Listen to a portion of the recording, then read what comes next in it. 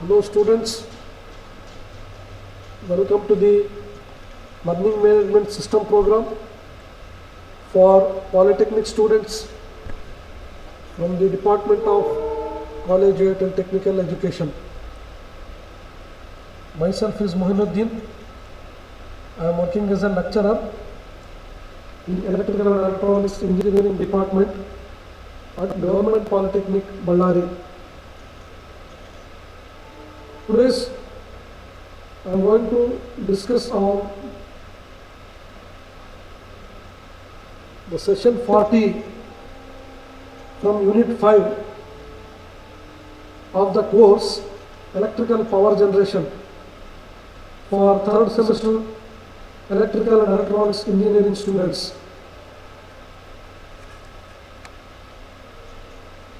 Let's start the session. The table of contents of today's session are construction and working of floating drum type biogas plant, advantages of floating drum type biogas plant, disadvantages of floating drum type biogas plant, and at the end of the session we will have test assessment multiple choice questions. Before starting today's session, we will see what we have discussed in the previous session. Previous session ನಲ್ಲಿ ನಾವು ಯಾವ ಬಗ್ಗೆ discuss ಮಾಡಿದ್ವಿ ಅನ್ನೋದ್ರ ಬಗ್ಗೆ ನಾವು ನೋಡೋಣ. In the previous session ನಲ್ಲಿ we have discussed about the types of biogas plants. Those biogas plants are mainly classified into two types: batch type biogas plant and continuous type biogas plant. Again, continuous type biogas plants may be either floating drum type biogas plant and fixed dome type biogas plant. In batch type biogas plant, the plant is charged at 50 to 60 day intervals. Once charged, it starts supplying the gas after 8 to 10 days. ಇಲ್ಲಿ ಡೈಜೆಸ್ಟರ್ನ ನಾವು charge ಮಾಡ್ತೀವಿ 50 to 60 days ಇಂಟರ್ವಲ್ಲಿ.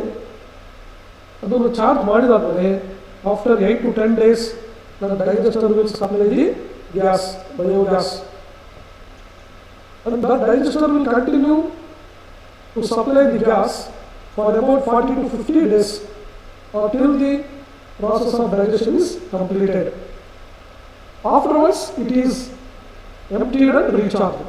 Therefore, ಇಲ್ಲಿ ನಾವು batch type biogas plant ಅಲ್ಲಿ each digester is charged and emptied one after the other in order to maintain the continuous supply of gas. Second type is the continuous type biogas plant. In continuous type biogas plant ಅಲ್ಲಿ specified quantity of biomass is fed daily into the digester. ಅಂದ್ರೆ ನಾವು daily ಡೈಜೆಸ್ಟರ್ಗೆ specified quantity of ಬಯೋಮಾಸ್ನ ನಾವು feed ಮಾಡ್ತೀವಿ.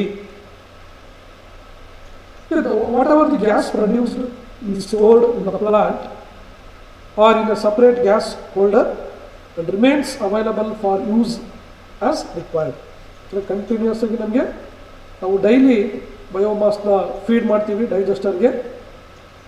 Gas ಏನು produce ಆಗಿರುತ್ತೆ ಅದನ್ನು ನಾವು ಇಲ್ಲಿ ಸ್ಟೋರ್ ಮಾಡ್ಕೊತೀವಿ ಪ್ಲಾಂಟ್ ಅಥವಾ ಸಪ್ರೇಟ್ ಗ್ಯಾಸ್ ಹೋಲ್ಡರಲ್ಲಿ ಸ್ಟೋರ್ ಮಾಡ್ಕೊತೀವಿ.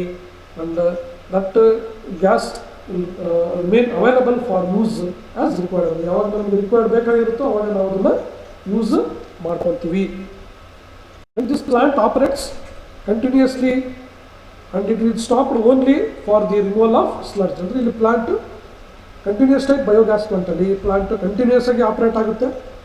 ಇದನ್ನು ಯಾವಾಗ ನಾವು ಸ್ಟಾಪ್ ಮಾಡ್ತೀವಿ ಅಂದರೆ for the removal of sludge. ಏನು ನಮಗೆ ಸ್ಲಡ್ಜ್ ಬರುತ್ತೆ ಅದನ್ನು ರಿಮೂವ್ ಮಾಡೋದಕ್ಕೆ ಆ ಟೈಮಲ್ಲಿ ಮಾತ್ರ ಅದನ್ನು ನಾವು ಸ್ಟಾಪ್ ಮಾಡ್ತೀವಿ. ಸಚ್ ಪ್ಲಾಂಟ್ಸ್ನ ನಾವು ಕಂಟಿನ್ಯೂಸ್ ಟೈಪ್ ಬಯೋಗ್ಯಾಸ್ ಪ್ಲಾಂಟ್ಸ್ ಅಂತ ಹೇಳ್ತೀವಿ. ನಾವು in this session we will see again continuous type biogas plants ಅಲ್ಲಿ floating drum type biogas plant and fixed dome type biogas plant ಅಂತ ಇದೆ.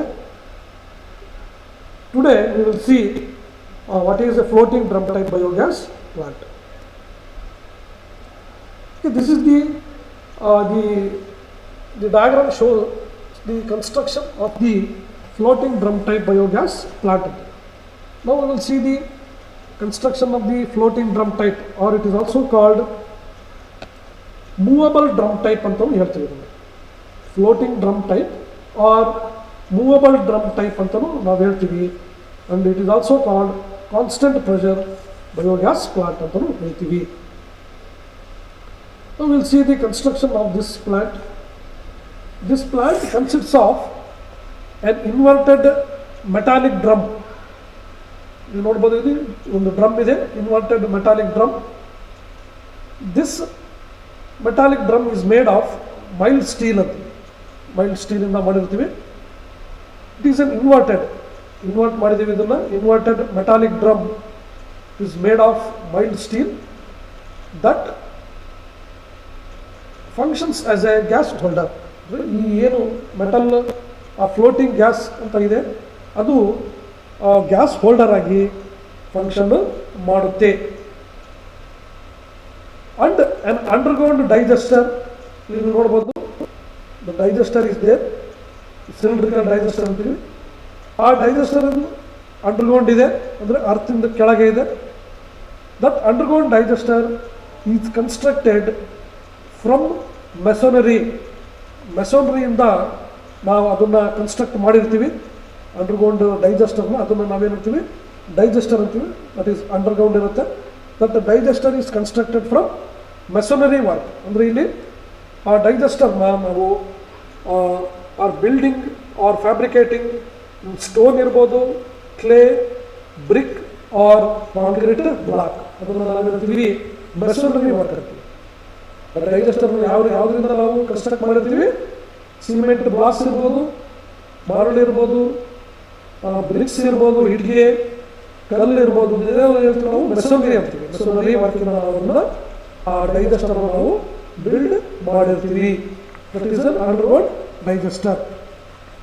And that digester is having a partition wall. This is called the partition wall as shown in the figure. Partition wall ಇರುತ್ತೆ. At the centre of the digester ಅಲ್ಲಿ ಒಂದು wall is constructed. ಆ ವಾಲ್ನ ನಾವೇನಿರ್ತೀವಿ partition wall ಅಂತ. Partition wall. ಇಲ್ಲಿ what is the purpose of this partition wall means, ಇಲ್ಲಿ digester, the centre of the digester ಅಲ್ಲಿ ನಾವಿಲ್ಲಿ ಏನು ಹೇಳಿದ್ದೀವಿ, partition wall is provided. That partition wall will provides optimum conditions for the growth of acid formers and methane formers. ಅಂದರೆ ಇಲ್ಲಿ ಬಯೋಗ್ಯಾಸು ಏನು ಇಲ್ಲಿ digestion ಆಗುತ್ತೆ ಡೈಜೆಸ್ಟರಲ್ಲಿ. ಆ ಡೈಜೆಸ್ಟರಲ್ಲಿ digestion anaerobically the biomass is digested in the absence of oxygen. ಆಬ್ಸೆನ್ಸಲ್ಲಿ ಆ ಬಯೋಮಾಸು ಡೈಜೆಷನ್ ಆಗುತ್ತೆ. ಆ ಬಯೋಮಾಸ್ ಡೈಜೆಷನ್ ಆಗೋದಕ್ಕೆ there may be two types of bacteria are to be required. Those are called the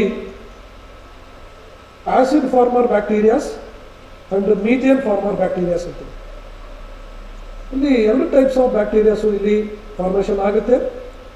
ಒಂದು ಆಸಿಡ್ ಫಾರ್ಮರ್ ಬ್ಯಾಕ್ಟೀರಿಯಾ ಅಂತೀವಿ and methane farmer bacteria. Therefore ಇಲ್ಲಿ ಅಲ್ಲಿ partition wall ನಾವು ಕನ್ಸ್ಟ್ರಕ್ಟ್ ಮಾಡಿದ್ದೀವಿ at the centre of the digester ಅಲ್ಲಿ. ಯಾಕೆ ಮಾಡಿದ್ದೀವಿ ಅಂದರೆ ಇಲ್ಲಿ the partition wall will provide optimum conditions for the growth of acid farmers and methane farmers. ಅಂದರೆ ಇಲ್ಲಿ ಆಪ್ಟಿಮಮ್ ಕಂಡೀಷನ್ ನಾವು ಅಲ್ಲಿ ಪ್ರೊವೈಡ್ ಮಾಡಬೇಕಾಗುತ್ತೆ. ಎರಡು ಟೈಪ್ಸ್ ಆಫ್ ದಿ ಬ್ಯಾಕ್ಟೀರಿಯಾಸ್ನ ಇಲ್ಲಿ ಗ್ರೋ ಆಗೋದಕ್ಕೆ. ಅದಕ್ಕೋಸ್ಕರ ಇಲ್ಲಿ ಪಾರ್ಟಿಷನ್ ವಾಲ್ ನಾವು ಅಲ್ಲಿ at the centre of the ಡೈಜೆಸ್ಟರ್ನಲ್ಲಿ ನಾವು ಕನ್ಸ್ಟ್ರಕ್ಟ್ ಮಾಡಿರ್ತೀವಿ. Because the pH values of these bacterias are different. ಇಲ್ಲಿ ಒಂದು pH ವ್ಯಾಲ್ಯೂ ಎರಡು ಬ್ಯಾಕ್ಟೀರಿಯಾದು ಡಿಫರೆಂಟ್ ಇರೋದ್ರಿಂದ ನಾವಲ್ಲಿ ಆಪ್ಟಿಮಮ್ ಕಂಡೀಷನ್ನ ನಾವು ಪ್ರೊವೈಡ್ ಮಾಡಬೇಕಾಗುತ್ತೆ for the growth of acid forming bacterias and the methane forming bacterias. For that purpose ನಾವಿಲ್ಲಿ at the centre of the digester a partition wall is constructed. Next, this is called the drum antivi, metallic or floating drum.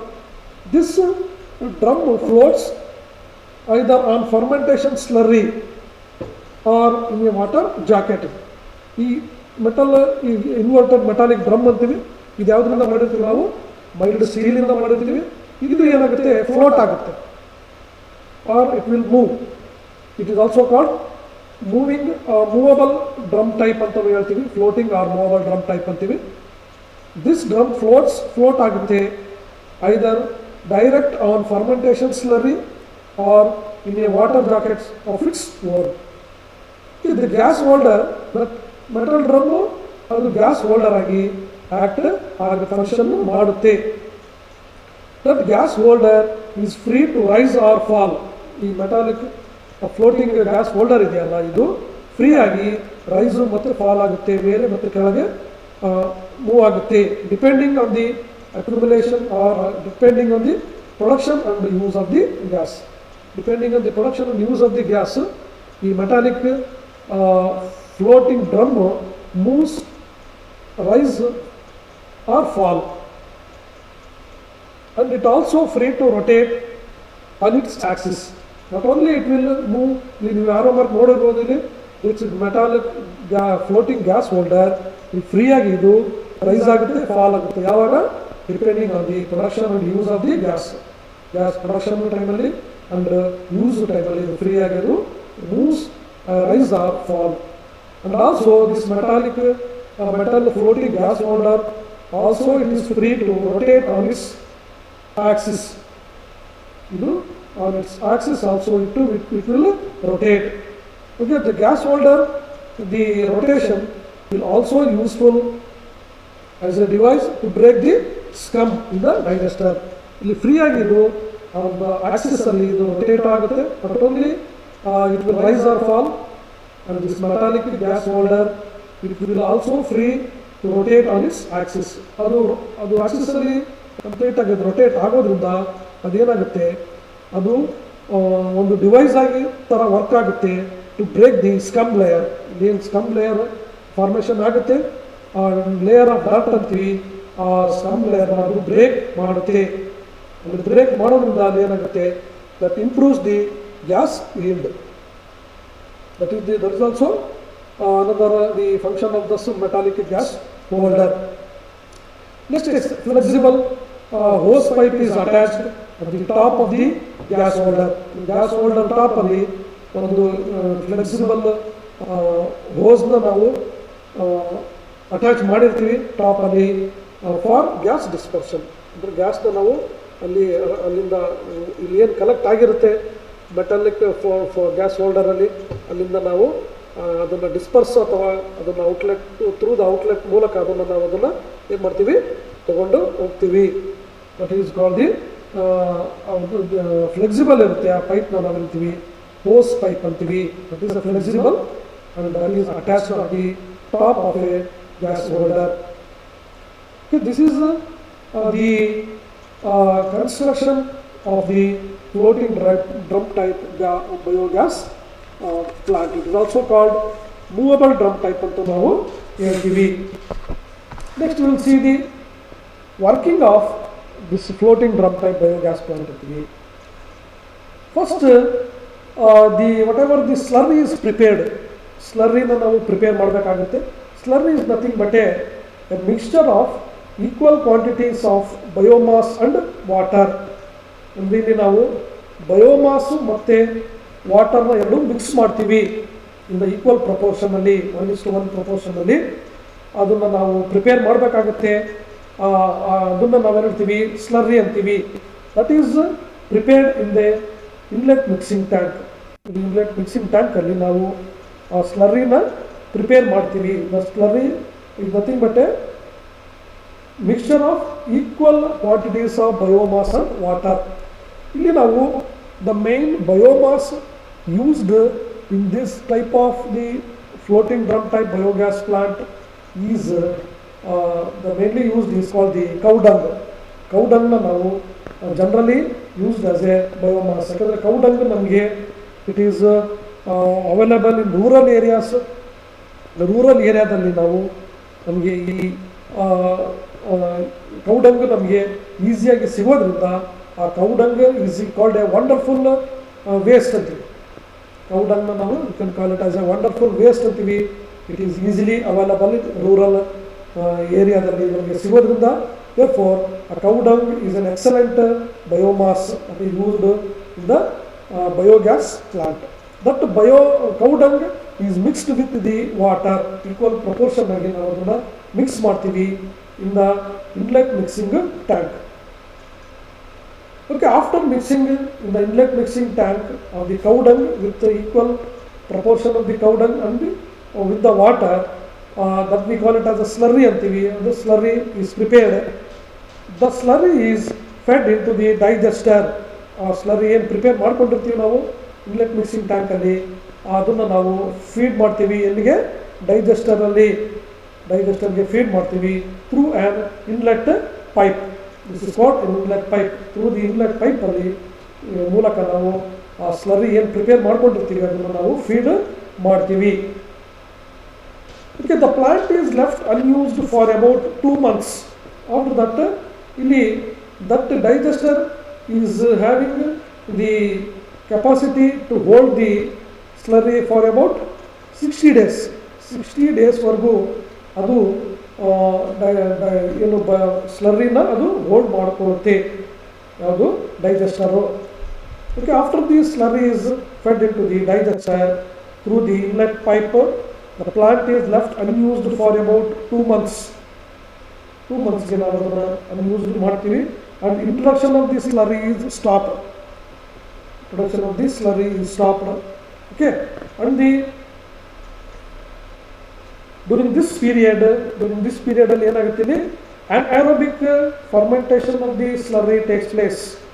ಇಲ್ಲಿ ಏನು ನಾವು biomass feed ಮಾಡಿರ್ತೀವಿ ಡೈಜೆಸ್ಟರಲ್ಲಿ, ಆವಾಗ anaerobic digestion of the biomass takes place. That is, in the absence of oxygen, the biomass is digested with the help of that is bacteria, microorganisms or bacteria. With that, anaerobic fermentation of the slurry takes place in the presence of water and absence of the oxygen. And after that, the biogas is produced. Biogas ಇಲ್ಲಿ produce ಆಗುತ್ತೆ. Okay, after the anaerobic digestion of the biomass in the digester, the biogas is formed. Okay, in this digester only, again 2 types of the bacteria are formed, that is acid forming bacteria and methane forming bacteria. ಅವೆರಡಕ್ಕೂ optimum condition ನಾವು provide ಮಾಡೋದಕ್ಕೆ ಇಲ್ಲಿ ನಾವು ಮಾಡಿದ್ವಿ, partition ನಾವು ಇಲ್ಲಿ build ಮಾಡಿದ್ವಿ. Okay, after the gas is produced in the digester, okay, that biogas, that we call it as a biogas antivi. Biogas, that biogas is rich in methane content irutte adರಲ್ಲಿ, ಮತ್ತೆ carbon dioxide ಇರುತ್ತೆ. Okay, that biogas is rich, contains the methane and carbon dioxide. That biogas is being lighter, ಅದು light ಇರೋದ್ರಿಂದ ಏನಾಗುತ್ತೆ, ಅದು it rises up, rise ಆಗುತ್ತೆ ಮೇಲ್ಗಡೆ due to the light of the biogas and collects in the gas holder. ಅದು ಇಲ್ಲಿ gas holder ಅಲ್ಲಿ ಏನಾಗುತ್ತೆ, ಕಲೆಕ್ಟ್ ಆಗುತ್ತೆ. Due to the light of the biogas ಅದು ರೈಸ್ ಆಗಿಬಿಟ್ಟು ಇಲ್ಲಿ ಮೆಟಾಲಿಕ್ ಏನು ಗ್ಯಾಸ್ ಹೋಲ್ಡರ್ ಇದೆ ಅಲ್ಲಿ ಕಲೆಕ್ಟ್ ಆಗುತ್ತೆ. ನಾವು ದಿ ಗ್ಯಾಸ್ ಹೋಲ್ಡರ್ ನಾವು ಸ್ಟಾರ್ಟ್ಸ್ ಮೂವಿಂಗ್ ಅಪ್. ನಾವು ದಿ ಗ್ಯಾಸ್ ಹೋಲ್ಡರ್ ಏನಾಗುತ್ತೆ, it will starts moving up because it is a movable floating drum type ಅಂತೀವಿ. ಇದೇನಾಗುತ್ತೆ, ಮೂವ್ ಆಗುತ್ತೆ due to the accumulation of the gas. That gas holder now starts moving up. So the outlet chamber gets filled with spent slurry. Outlet chamber ಇಲ್ಲಿ spent slurry ಅಂತೀವಿ. ಏನಿಲ್ಲಿ after the digestion of the biomass ಏನು ಬಂದಿರುತ್ತೆ ಅದನ್ನು ನಾವು ಅಂತೀವಿ spent slurry ಅಂತೀವಿ. ಅಲ್ಲಿ outlet chamber is filled with spent slurry ಇದ್ದಾಗ ಇಲ್ಲಿ ಏನಾಗುತ್ತೆ, the excess slurry is forced out through the outlet pipe. ಇಲ್ಲಿ ಎಕ್ಸಸ್ ಸ್ಲರ್ರಿ ಇರುತ್ತೆ, ಆ ಎಕ್ಸಸ್ ಸ್ಲರ್ರಿ ಏನಾಗುತ್ತೆ, ಫೋರ್ಸ್ ಮಾಡುತ್ತೆ. Force of the through the outlet pipe into the outlet pit. Through the outlet ಟ್ಯಾಂಕಿಗೆ ಅದು ಏನು ಮಾಡುತ್ತೆ, ಇದು ಎಕ್ಸಸ್ ಸ್ಲರಿ ಇರುತ್ತೆ, ಆ ಎಕ್ಸಸ್ ಸ್ಲರಿ ಏನು ಮಾಡುತ್ತದು ಫೋರ್ಸ್ ಮಾಡುತ್ತೆ, forced out through the outlet pipe into the outlet. That we call it as a digested slurry ಅಂತೀವಿ. ಅದು ಅದೇನು ಡೈಜೆಷನ್ ಆದಮೇಲೆ ಏನು ಬಂದಿರುತ್ತೆ ಅದನ್ನು ನಾವೇನು ಹೇಳ್ತೀವಿ ಡೈಜೆಸ್ಟೆಡ್ ಸ್ಲರಿ ಅಂತೀವಿ. That digested slurry is later used as a manure for plants. ಅದೇನು ಬಂದಿರುತ್ತೆ digested slurry, it is a good in nutrients. Nutrients content ಇರೋದ್ರಿಂದ ಅದನ್ನು ನಾವು ಮೆನ್ಯೂರ್ ಆಗಿ ಯೂಸ್ ಮಾಡ್ಬೋದು. ಅಂದರೆ ಅದನ್ನು ಡೈಜೆಸ್ಟೆಡ್ ಸ್ಲರಿನ ನಾವೇನು ಗೊಬ್ಬರ ಅಂತೀವಲ್ಲ, ಅದನ್ನು ಆ ಗೊಬ್ಬರವಾಗಿ ಅದನ್ನು ಯೂಸ್ ಮಾಡ್ಕೊಳ್ಬೋದು. It is rich in nutrients content ಇರೋದ್ರಿಂದ ಅದನ್ನು ನಾವು ಅದನ್ನ ಮೆನ್ಯೂರ್ ಆಗಿ ಅದು ಯೂಸ್ ಆಗುತ್ತೆ, ಮೆನ್ಯೂರ್ ಆಗಿ ಯೂಸ್ ಆಗುತ್ತೆ. ಇಲ್ಲಿ as the digester has floating gas holder, digester ಅದು ಏನು ಹೇಳ್ತೀವಿ ನಾವು ಅದನ್ನು ಫ್ಲೋಟ್ ಆಗ್ತಾ ಇರೋದ್ರಿಂದ the pressure inside the digester remains constant. Fully due to the floating of the gas holder float ಆಗ್ತಾ ಇರೋದ್ರಿಂದ ಇಲ್ಲಿ ಪ್ರೆಷರ್ ಇನ್ಸೈಡ್ ದಿ ಡೈಜೆಸ್ಟರ್ ಏನಾಗಿರುತ್ತೆ ಕಾನ್ಸ್ಟೆಂಟ್ ಇರುತ್ತೆ. Therefore it is also called constant pressure biogas plant ಅಂತೀವಿ. Here the valve is there, gas valve ಅಂತೀವಿ. The gas valve of the gas outlet is opened to get a supply of biogas. ಇಲ್ಲೇನು ಏನು collect ಆಗಿರುತ್ತೆ gas ಹೋಲ್ಡರಲ್ಲಿ, ಅದನ್ನು ನಾವು ಇಲ್ಲಿ ಏನು ಮಾಡ್ತೀವಿ, ಒಂದು ವಾಲ್ವ್ ಇರುತ್ತೆ. ದಟ್ ವಾಲ್ವ್ ಔಟ್ಲೆಟ್ನ ಓಪನ್ ಮಾಡೋದ್ರಿಂದ ನಾವು ಸಪ್ಲೈ ಆಫ್ ದಿ ಬಯೋಗ್ಯಾಸ್ನ ನಾವು ಪಡೆಯಬಹುದು. Okay, this is called the floating or drum type biogas plant ಅಂತೀವಿ. Okay, this is the popular model, a popular model developed by the Khadi Village Industries Commission. This model ನಾವೇನಂತೀವಿ, one type of the model developed by our country, that is India, that we call it as a KVIC model ಅಂತೀವಿ. KVIC means Khadi Village Industries Commission, developed by India. Okay, ಅದು popular model that is used in the rural areas. Almost all rural ಏರಿಯಾಸಲ್ಲಿ ಈ ಥರದ ಮಾಡಲ್ನ ನಾವು use ಮಾಡ್ತೀವಿ.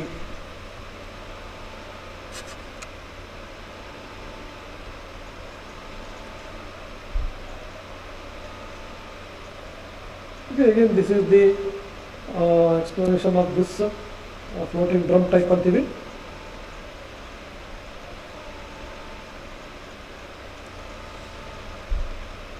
Next we will see the advantages of floating drum type biogas plant ಅಂತೀವಿ.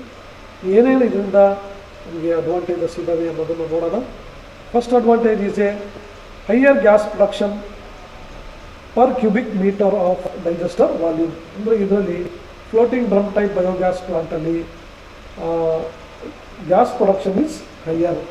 Gas production ಇದರಲ್ಲಿ ಈ type biogas ಪ್ಲಾಂಟಲ್ಲಿ ಗ್ಯಾಸ್ ಪ್ರೊಡಕ್ಷನ್ನು ಜಾಸ್ತಿ ಇರುತ್ತೆ. Higher gas production per cubic metre of the digester volume. ಇಲ್ಲಿ high rate of gas production is obtained in this biogas plant. Second advantage, no gas leakage problem. ಅಂದರೆ ಇದರಲ್ಲಿ gas leakage ಆಗೋ problem ಇಲ್ಲಿ ಕಡಿಮೆ ಇರುತ್ತೆ. Because ಇಲ್ಲಿ ಆ biogas ಏನು ಬಂದಿರುತ್ತೆ ಅದನ್ನು ನಾವೇನಂತೀವಿ, it is a flammable one ಅಂತೀವಿ. ಓಕೆ, ಇಲ್ಲಿ ಗ್ಯಾಸ್ ಲೀಕೇಜ್ ಪ್ರಾಬ್ಲಮ್ ಇಲ್ಲಿ ಕಡಿಮೆ ಇರುತ್ತೆ. Because of there is a water sealing is done in this biogas plant. ಅಲ್ಲಿ ಇಲ್ಲಿ ಏರ್ ಟೈಟ್ ಚೇಂಬರ್ ಇರೋದ್ರಿಂದ ಇಲ್ಲಿ there is no chance of leakage of the gas. ಇಲ್ಲಿ ಗ್ಯಾಸ್ ಲೀಕೇಜ್ ಆಗೋ ಚಾನ್ಸ್ ಅಥವಾ ಪ್ರಾಬ್ಲಮ್ಮು ಈ ಬಯೋಗ್ಯಾಸ್ ಪ್ಲಾಂಟಲ್ಲಿ ನಾವು ಅದರಲ್ಲಿ ಚಾನ್ಸು ಇರೋದಿಲ್ಲ. No gas leakage problem. Third advantage is a constant gas pressure ಅಂತೀವಿ. ಕಾನ್ಸ್ಟೆಂಟ್ ಪ್ರೆಷರ್ ಇರುತ್ತೆ ಇದರಲ್ಲಿ, ಗ್ಯಾಸ್ ಪ್ರೆಷರ್ ಕಾನ್ಸ್ಟೆಂಟ್ ಇರುತ್ತೆ. Because The digester has a floating drum gas, floating gas holder ಇರೋದ್ರಿಂದ the pressure inside the digester remains constant. Floating gas holder ಇರೋದ್ರಿಂದ ಇಲ್ಲಿ there is a constant pressure digester ಅಲ್ಲಿ ಇರುತ್ತೆ. That is also another advantage of this floating drum type biogas plant. Next advantage, no danger of gas explosion. ಅಂದರೆ ಇಲ್ಲಿ gas ಏನು ಬಂದಿರುತ್ತೆ ಅದನ್ನು ನಾವೇನು ಹೇಳ್ತೀವಿ, that contains about 60% of methane ಇರುತ್ತೆ and the remaining carbon dioxide. That methane is a flammable gas, highly flammable ಇರುತ್ತೆ. Therefore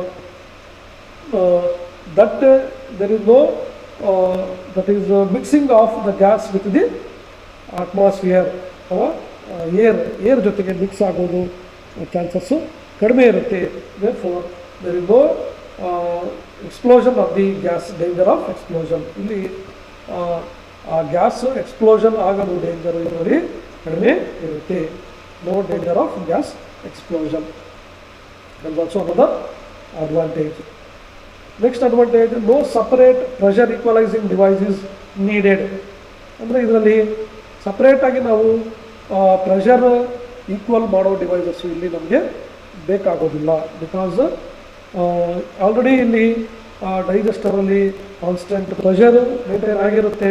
therefore ಇಲ್ಲಿ ಸಪ್ರೇಟಾಗಿ ನಮಗೆ ಪ್ರೆಷರ್ ಈಕ್ವಲೈಸಿಂಗ್ ಡಿವೈಸಸ್ಸು ನಮಗೆ ಎಕ್ಸ್ಟರ್ನಲ್ ಆಗಿ ಬೇಕಾಗೋದಿಲ್ಲ. That is also another advantage. Last advantage is a simple installation.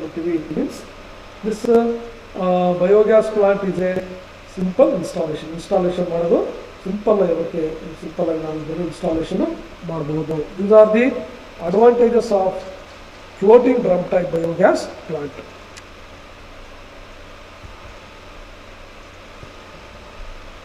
Next we will see the disadvantages of floating drum type biogas plant ಅಂತ ನೋಡೋಣ. Disadvantages ಯಾವ್ಯಾವ ಇದಾವೆ, ಡಿಮೆರಿಟ್ಸ್ ಅಂತೀವಲ್ಲ.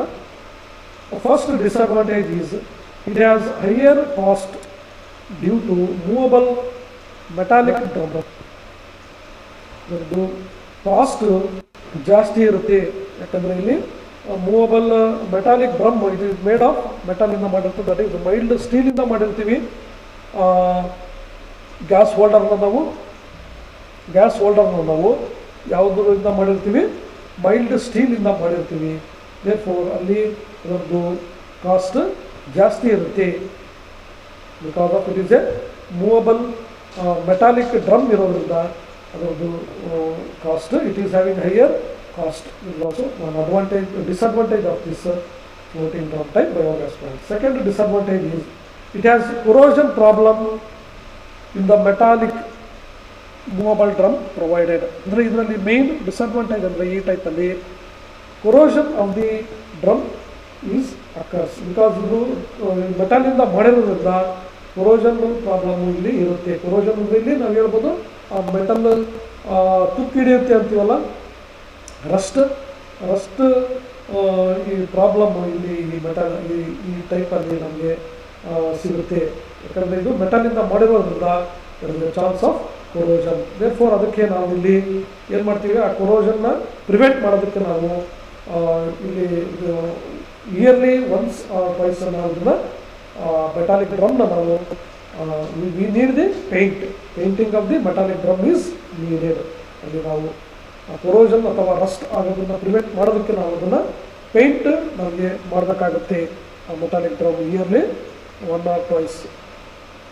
therefore that is also another disadvantage of the floating drum type. Next, third disadvantage is that it requires more maintenance. because ಇಲ್ಲಿ ಇದು ಈ type biogas ಪ್ಲಾಂಟಲ್ಲಿ ನಮಗೆ maintenance ಜಾಸ್ತಿ ಬೇಕಾಗುತ್ತೆ. ಯಾಕೆಂದರೆ ಇಲ್ಲಿ ಆ ಮೆಟಾಲಿಕ್ ಡ್ರಮ್ ಏನಾಗುತ್ತೆ, ಕೊರೋಷನ್ ಪ್ರಾಬ್ಲಮ್ ಇರೋದ್ರಿಂದ ನಮಗೆ ಅದನ್ನು ನಾವು ಪೇಂಟ್ ನಮಗೆ ಇಯರ್ಲಿ ಈ need the painting of the metallic drum. therefore ಇಲ್ಲಿ maintenance is more in floating drum type biogas plant. these are some of the disadvantages of the floating drum type biogas plant. Next, so far we have discussed about the floating drum type ಅಥವಾ movable drum type ಅಂತ ಹೇಳ್ತೀವಿ, or is also called constant pressure biogas plant ಅಂತ ಹೇಳ್ತೀವಿ. ಇಲ್ಲಿವರೆಗೂ ನಾವು ಇದ್ರ ಬಗ್ಗೆ ತಿಳ್ಕೊಂಡ್ವಿ, some advantages and disadvantages. Now we'll move on to the some multiple choice questions of today's session. First question: Khadi village industries type biogas plant is example of dash ಅಂತ ಕೇಳಿದರೆ, ಇದು ಒಂದು ಮಾಡೆಲ್, ಇದು model popular model developed by ಇದು Khadi village industries commission by our country India ನಾವು develop ಮಾಡಿರೋದು. ಇದು popular ಆಗಿ ಇದನ್ನು ರೂರಲ್ ಏರಿಯಾದಲ್ಲಿ ನಾವು ಇದನ್ನು ಯೂಸ್ ಮಾಡ್ತೀವಿ. ಅದು ಇದನ್ನ ಎಕ್ಸಾಂಪಲ್ ಯಾವುದಕ್ಕೆ ಅಂತ ಕೇಳಿದಲ್ಲಿ KVIC ಮಾಡೆಲ್ ಅಂತ ಹೇಳ್ತೀವಿ generally. That is options are flexible bag biogas plant ಅಂತೀವಿ, it is not right answer. Fixed dome type biogas plant ಅಂತೀವಿ, it is also not the correct answer. Floating drum type biogas plant, floating drum type biogas plant ಅದರಲ್ಲಿ the model used is called the KVIC model, Khadi Village Industries Commission, developed by India. Okay, therefore option C is the right answer, floating drum type biogas plant. Second question: what should be the ratio of raw material to water? ಅಂದರೆ ಇಲ್ಲಿ ಎಷ್ಟು ರೇಷಿಯೋದಲ್ಲಿ ನಾವು ಆ ರಾ ಮೆಟೀರಿಯಲ್ನ water ಜೊತೆಗೆ ನಾವು mix ಮಾಡಬೇಕಾಗುತ್ತೆ ಅಂತ ಕೇಳಿದರೆ, ಇಲ್ಲಿ ರಾ ಮೆಟೀರಿಯಲ್ ಜನರಲಿ ನಾವು ಇಲ್ಲಿ ನಾವು ಬಯೋಗ್ಯಾಸ್ ಪ್ಲಾಂಟಲ್ಲಿ ಯೂಸ್ ಮಾಡೋದು ಯಾವುದು? ಕೌಡಂಗ್ ಅನ್ನೋದು ನಮಗೆ ಅಲ್ಲಿ ರೂರಲ್ ಏರಿಯಾದಲ್ಲಿ ಸಿಗೋದ್ರಿಂದ ಕೌಡಂಗ್ ಈಸ್ ಎ ವಂಡರ್ಫುಲ್ ವೇಸ್ಟ್ ಅಂತ ಹೇಳ್ತೀವಿ. ಹಾಗೆ ಅದನ್ನು ವಾಟರ್ ಜೊತೆಗೆ ನಾವು ಮಿಕ್ಸ್ ಮಾಡ್ತೀವಿ. ಎಷ್ಟು ರೇಷಿಯೋದಲ್ಲಿ ಇರಬೇಕು ಅಂತ ಇಲ್ಲಿ ಕೇಳಿದರೆ, ರಾ ಮೆಟೀರಿಯಲ್ ಮತ್ತು ವಾಟರ್ದು ರೇಷಿಯೋ ಎಷ್ಟು ಇರಬೇಕು ಅಂತ ಕೇಳಿದರೆ, it is A option is 1:1 ratio. Okay, it is the right answer. 1:1 ರೇಷಿಯೋದಲ್ಲಿ ನಾವು ಅದನ್ನು ರಾ ಮೆಟೀರಿಯಲ್ನ ವಾಟರ್ ಜೊತೆಗೆ ಮಿಕ್ಸ್ ಮಾಡ್ತೀವಿ. Okay, therefore option A is the right answer. 1:1 ratio ಅಂತಾರೆ, 4:1 ಅಂತಾರೆ, 5:2, 3:6 ಅಂತಾರೆ. ಅಮಾಂಗ್ ದೀಸ್ 1:1 ರೇಷಿಯೋದಲ್ಲಿ ನಾವು raw material that is usually used is A cow dung with water. Therefore option A is the right answer.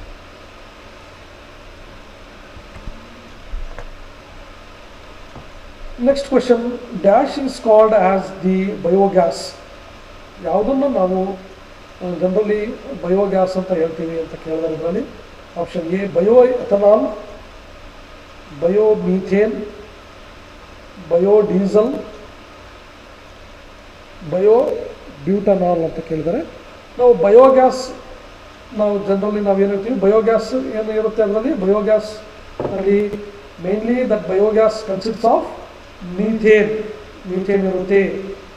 ಏನು biogas production ಆಗುತ್ತೆ biogas ಪ್ಲಾಂಟಲ್ಲಿ, ಅದರಲ್ಲಿ mainly ಏನು content ಇರುತ್ತೆ, ಮೀಥೇನ್ ಇರುತ್ತೆ. Therefore option B is the right answer, bio methane ಅಂತೀವಿ. Okay, it is the right answer, option B. Next question: spent slurry, that is bio waste, after obtaining biogas is used as ಅಂತ ಕೇಳಿದರೆ, ಅಂದರೆ ಇಲ್ಲಿ spent slurry ಅಂದರೆ ಅದು ಏನು ನಾವು slurry prepare ಮಾಡ್ಕೊಂಡಿರ್ತೀವಿ ಮಿಕ್ಸಿಂಗ್ ಟ್ಯಾಂಕಲ್ಲಿ, ಅದನ್ನು ಆಮೇಲೆ ನಾವು ಡೈಜೆಸ್ಟಿವ್ಗೆ ಫೀಡ್ ಮಾಡ್ತೀವಿ. ಡೈಜೆಸ್ಟರಲ್ಲಿ ಏನಾಗುತ್ತೆ, anaerobic digestion of the biomass takes place. ಅಲ್ಲಿ ನಮಗೆ ಬಯೋಗ್ಯಾಸ್ ಪ್ರೊಡ್ಯೂಸ್ ಆಗುತ್ತೆ. ಆ ಬಯೋಗ್ಯಾಸ್ ಪ್ರೊಡ್ಯೂಸ್ ಆದಮೇಲೆ ನಮಗೆ ಸ್ಲರ್ರಿ ಬರುತ್ತಲ್ಲ ಔಟ್ಪುಟ್, ಅದನ್ನು ನಾವು ಹೇಳ್ತೀವಿ ಸ್ಪೆಂಟ್ ಸ್ಲರ್ರಿ ಅಂತ ಹೇಳ್ತೀವಿ. That is called A bio waste after obtaining biogas. Biogas ಆದಮೇಲೆ ನಮಗೆ after the complete digestion of the biomass ಏನು ಸ್ಲರ್ರಿ ಬರೆದಿರುತ್ತೆ ಅದನ್ನು ನಾವು ಹೇಳ್ತೀವಿ ಸ್ಪೆಂಟ್ ಸ್ಲರ್ರಿ ಅಂತೀವಿ. ಅದನ್ನು ಏನಕ್ಕೆ ಯೂಸ್ ಮಾಡ್ತೀವಿ ಅಂತ ಇಲ್ಲಿ ಕೇಳಿದ್ದಾರೆ, ಈಸ್ ಯೂಸ್ಡ್ ಆಸ್ ಫ್ಯೂಯಲ್ ಆಗಿ ಯೂಸ್ ಮಾಡ್ತೀವಿ ಅಂತ ಕೇಳಿದ್ದಾರೆ. ಅದನ್ನು ಫ್ಯೂಯಲ್ ಆಗಿ ಯೂಸ್ ಮಾಡಲ್ಲ, ಇಲ್ಲಿ ಮೆನ್ಯೂರ್ ಅಂತ ಕೇಳಿದರೆ. Second one is the manure. ಅಂದರೆ ಇಲ್ಲಿ ಸ್ಪೆಂಟ್ ಸ್ಲರ್ರಿ ಏನು ಬಂದಿರುತ್ತೆ ಅದನ್ನು ಥ್ರೂ ದಿ ಔಟ್ಲೆಟ್ ಟ್ಯಾಂಕಲ್ಲಿ that is used as a manure for agriculture. ಇಲ್ಲಿ that is having a rich in nutrient ಇರುತ್ತೆ ಆ ಸ್ಪ್ಲಿಂಟ್ ಸ್ಲರಿನಲ್ಲಿ, ಅದನ್ನು ನಾವು ಮೆನ್ಯೂರ್ ಆಗಿ ಯೂಸ್ ಮಾಡ್ಕೊತೀವಿ. ಮೆನ್ಯೂರ್ ಅಂದರೆ ಇಲ್ಲಿ ಏನು ಹೇಳ್ತೀವಿ, ಗೊಬ್ಬರ ಅಂತ ನೀವು ಕೇಳಿರ್ಬೋದು. ಗೊಬ್ಬರ ಆಗಿ ನಾವು ಅದನ್ನು ಯೂಸ್ ಮಾಡ್ಕೊತೀವಿ. ಅದು it is A very excellent nutrient ಇರುತ್ತೆ ಅದರಲ್ಲಿ, ಅದನ್ನು ನಾವು ಗೊಬ್ಬರ ಆಗಿ ಯೂಸ್ ಮಾಡ್ಕೊತೀವಿ. ಸ್ಪೆಂಟ್ ಸ್ಲರಿ ಏನು ಬಯೋಗ್ಯಾಸ್ ಫಾರ್ಮೇಷನ್ ಆದಮೇಲೆ ಏನು ಬಂದಿರುತ್ತೆ ಔಟ್ಲೆಟ್ ಟ್ಯಾಂಕಲ್ಲಿ, ಅದನ್ನು ನಾವು ಮತ್ತೆ ಗೊಬ್ಬರ ಆಗಿ ಯೂಸ್ ಮಾಡ್ಕೊತೀವಿ, manure. For option B is the right answer.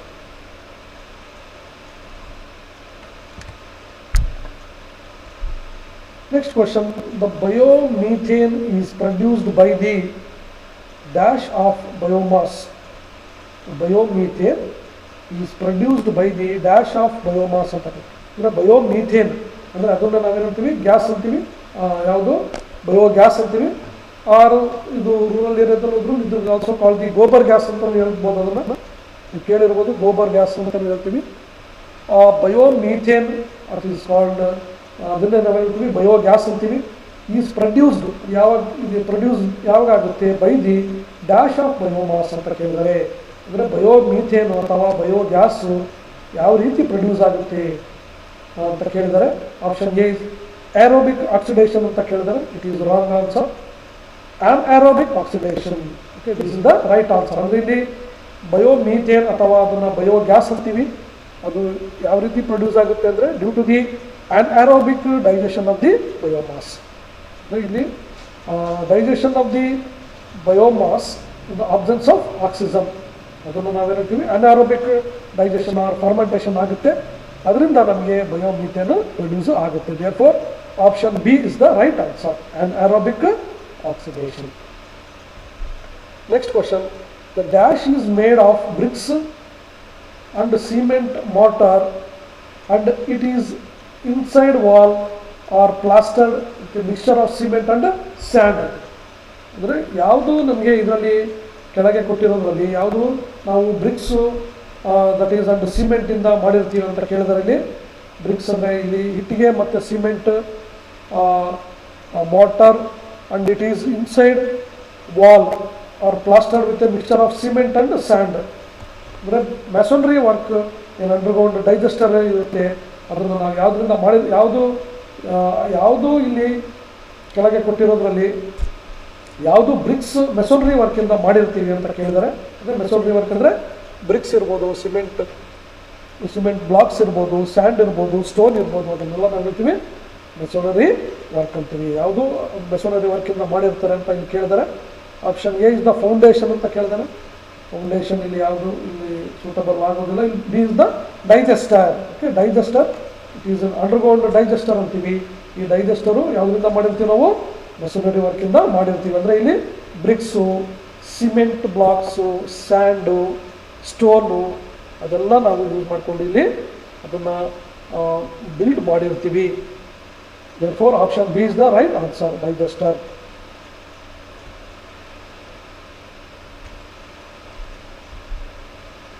Next question, from what material is biogas holder drum made ಅಂತ ಕೇಳಿದರೆ ಇಲ್ಲಿ, ಅಂದರೆ ನಾವು ಯಾವುದು ಮೆಟೀರಿಯಲ್ಲಿಂದ ಬಯೋಗ್ಯಾಸ್ ಹೋಲ್ಡರ್ ಡ್ರಮ್ನ ನಾವು ಮಾಡಿರ್ತೀವಿ ಅಂತ ಕೇಳಿದರೆ, floating drum type biogas, that floating drum type drum ಅಂತೀವಿ, ಅದು that is inverted metallic drum ಅಂತೀವಿ. ದಟ್ ಅದು ಯಾವ ಮೆಟೀರಿಯಲಿಂದ ದಟ್ ಆ್ಯಕ್ಟ್ಸ್ ಆ್ಯಸ್ ಎ, ಅದು ಏನಾಗಿ ಫಂಕ್ಷನ್ ಮಾಡುತ್ತೆ ಆ್ಯಸ್ ಎ ಗ್ಯಾಸ್ ಹೋಲ್ಡರ್ ಆಗಿ ಅದು ಫಂಕ್ಷನ್ ಮಾಡುತ್ತೆ. ಅದು ಯಾವುದು ಮೆಟೀರಿಯಲಿಂದ ಮಾಡಿರ್ತೀವಿ ಅಂತ ಕೇಳಿದರೆ it is usually made of option A is the mild steel. This is the right answer. ಅದು ಮೈಲ್ಡ್ ಸ್ಟೀಲಿಂದ ನಾವು ಅದನ್ನು ಮಾಡಿರ್ತೀವಿ. ಗ್ಯಾಸ್ ಹೋಲ್ಡರ್ನ, ಬಯೋಗ್ಯಾಸ್ ಗ್ಯಾಸ್ ಹೋಲ್ಡರ್ನ ನಾವು ಮೈಲ್ಡ್ ಸ್ಟೀಲಿಂದ ನಾವು ಅದನ್ನು ಮಾಡಿರ್ತೀವಿ. Okay, next question, for minimum of how many days within starting of fermentation initiates anaerobic bacteria action. ಇಲ್ಲಿ ಮಿನಿಮಮ್ಮು ಎಷ್ಟು ದಿನ ನಮಗೆ ಫರ್ಮೆಂಟೇಷನ್ ಆದಮೇಲೆ ಇಲ್ಲಿ ಅನ್ಏರೋಬಿಕ್ ಬ್ಯಾಕ್ಟೀರಿಯಾ ಸ್ಟಾರ್ಟ್ ಆಗ್ತವೆ ಅಂತ ಕೇಳಿದ್ದಾರೆ. ಇಲ್ಲಿ ಆ್ಯಕ್ಷನ್ನು ಇಲ್ಲಿ option A is the 2 days, 10 days, 14 days and 20 days ಅಂತ ಕೇಳಿದ್ದಾರೆ. ಇಲ್ಲಿ after the biomass is fed into the digester after 8 to 10 days ಇಲ್ಲಿ ಇಲ್ಲಿ ಏನಾಗುತ್ತೆ, ಇಲ್ಲಿ ಅನಾರೋಬಿಕ್ ಬ್ಯಾಕ್ಟೀರಿಯಾಸ್ ಆಕ್ಷನ್ ಸ್ಟಾರ್ಟ್ ಆಗುತ್ತೆ. Therefore option B is the right answer. 10 days ಅಂತ ಇಲ್ಲಿ ಕೊಟ್ಟಿರೋದ್ರಿಂದ ದೇರ್ಫೋರ್ ಇಲ್ಲಿ ವಿತಿನ್ ದಟ್ 8 to 10 days ಅಲ್ಲಿ that is anaerobic bacterias formation ಆಗೋದಕ್ಕೆ ಸ್ಟಾರ್ಟ್ ಆಗುತ್ತೆ. Therefore option B is the right answer. 10 days. Next question, which is the most suitable temperature for the production of methane in anaerobic fermentation? ಅಂದರೆ ಇಲ್ಲಿ ನಮಗೆ anaerobic digestion ಆಗಬೇಕು ಮತ್ತು ಇಲ್ಲಿ biogas formation ಆಗೋದಕ್ಕೂ ನಮಗೆ ಒಂದು requirement is A suitable temperature is also required. Therefore ಇದನ್ನು ನಾವು ಬಯೋಗ್ಯಾಸ್ ಪವರ್ ಪ್ಲಾಂಟ್ನ ನಾವು ಓಪನ್ ಸ್ಪೇಸಲ್ಲಿ ಲೊಕೇಟ್ ಮಾಡಬೇಕಾಗುತ್ತೆ. Because sunlight should fall on the biogas plant. ಇಲ್ಲಿ ಮಿನಿಮಮ್ ಆಗಿ ನಮಗೆ ಮೀಥೇನ್ ಫಾರ್ಮೇಷನ್ ಆಗಬೇಕು ಅಂದರೆ ಇಲ್ಲಿ ಅನಾರೋಬಿಕಲಿ ಫರ್ಮೆಂಟೇಷನ್ ಆಗೋದಕ್ಕೆ ಇಲ್ಲಿ ಎಷ್ಟು ಟೆಂಪ್ರೇಚರ್ ಬೇಕಾಗುತ್ತೆ, ಎಷ್ಟು ಸೂಟಬಲ್ ಟೆಂಪ್ರೇಚರಲ್ಲಿ ಅಲ್ಲಿ ಮೀಥೇನ್ ಪ್ರೊಡಕ್ಷನ್ ಆಗುತ್ತೆ ಇಲ್ಲಿ after the anaerobic digestion of the biomass ಅಂತ ಕೇಳಿದರೆ ಆಪ್ಷನ್ ಎ ಇದರಲ್ಲಿ 32 to 35 degree centigrade. Okay, this is the right answer. ಇಲ್ಲಿ ಮಿನಿಮಮ್ ನಮಗೆ 32 ಇಂದ 35 ಡಿಗ್ರಿ ಸೆಂಟಿಗ್ರೇಡ್ ಟೆಂಪ್ರೇಚರ್ ನಮಗೆ it is suitable for the growth of methane forming bacterias. ಅಂದರೆ ಇಲ್ಲಿ methane formation ಆಗೋದಕ್ಕೆ ಇಲ್ಲಿ ಪ್ರೊಡಕ್ಷನ್ ಆಗೋದಕ್ಕೆ ಇಲ್ಲಿ ಮಿನಿಮಮ್ ಆಗಿ 32 ಇಂದ 35 ಡಿಗ್ರಿ ಸೆಂಟಿಗ್ರೇಡ್ ನಮಗೆ ಮೋಸ್ಟ್ ಇದು ಫೇವರಬಲ್ ಟೆಂಪ್ರೇಚರ್ ಅಂತ favorable temperature ಇಷ್ಟು ಬೇಕಾಗುತ್ತೆ. For option A is the right answer. Next last question, anaerobic fermentation is how many staged process ಅಂತ. ಅನಾರೋಬಿಕ್ ಡೈಜೆಷನ್ ಫರ್ಮೆಂಟೇಷನ್ನು ಎಷ್ಟು ಸ್ಟೇಜಲ್ಲಿ ಎಷ್ಟು ಪ್ರಾಸೆಸ್ ಆಗುತ್ತೆ ಅಂತ ಇಲ್ಲಿ ಕೇಳಿದರೆ option A single stage, 2 stage, 3 stage and 4 stage ಅಂತ ಇಲ್ಲಿ ಕೇಳಿದರೆ. Therefore, ಇಲ್ಲಿ anaerobic fermentation is usually done in 2 stage ಅಲ್ಲಿ ಆಗುತ್ತೆ. 2 stage ಅಲ್ಲಿ ಆಗುತ್ತೆ. That is one acid forming bacterias and methane forming bacterias. ಅಂದರೆ 2 stage ಅಲ್ಲಿ anaerobic fermentation ಇಲ್ಲಿ process ಆಗುತ್ತೆ. Therefore, option B is the right answer. 2 stage. Okay, these are